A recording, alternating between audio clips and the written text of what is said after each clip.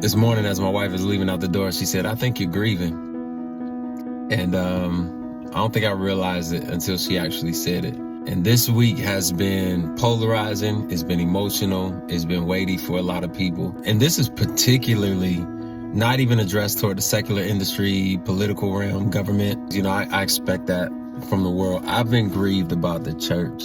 I'm grieved when I see things like, hey, if your pastor, if your spiritual leader has gone silent, you need to unfollow them. There's a big trend right now saying if your pastor did not mention Charlie Kirk in his message on Sunday, then you need to leave the church. It is crazy work to think that people should be forced to or bullied into responding with raw emotion without time to process or to pray, especially when we don't even see this model from Jesus himself. In Matthew 14, I think this is probably the closest example we have with Jesus, where he loses his friend, his cousin, who is beheaded. John the Baptist loses his life.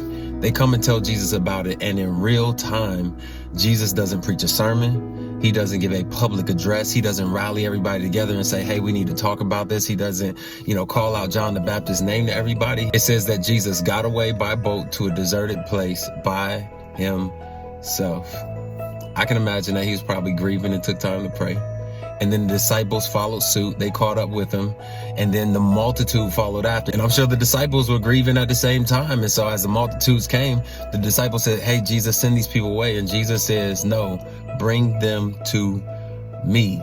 Like, what are we doing if we're not leading people back to Jesus? What are we doing if our message is not pointing directly back to him? I would almost argue if your pastor did not preach Jesus, you need to leave. It always was about Jesus. It still is about Jesus. And revival will always point back to Jesus.